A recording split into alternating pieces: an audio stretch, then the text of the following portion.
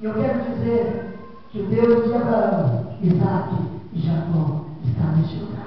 Aleluia. Glória a Deus. E eu sei que muitas pessoas que aqui estão lembrando de milagres que Deus realizou no passado. Estão lembrando de milagres que Deus fez há algum tempo atrás. Eu sei que pessoas, quando nós falamos de milagres, vem à mente coisas que aconteceram no passado.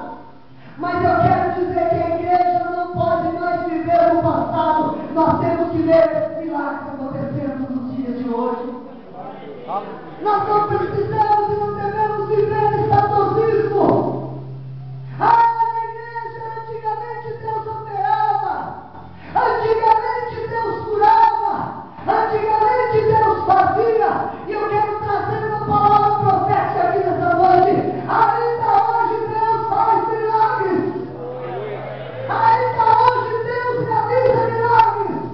E Deus vai realizar milagres aqui nessa noite. Na minha e na sua vida. Glória a Deus.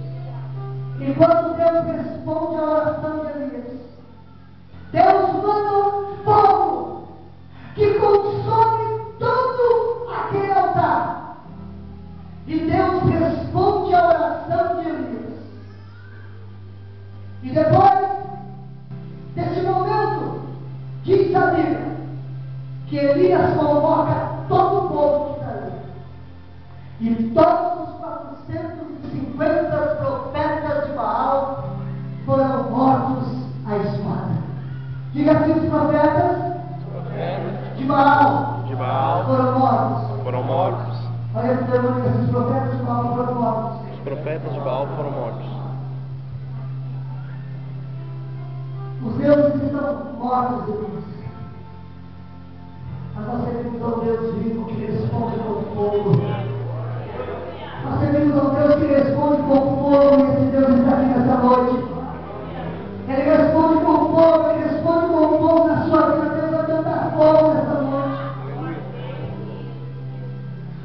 E diz a Bíblia que Jezabel, a sacerdotisa dos profetas de Baal, soube desse fato, soube da morte dos seus profetas.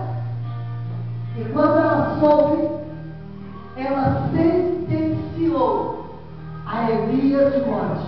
Diga assim: Jezabel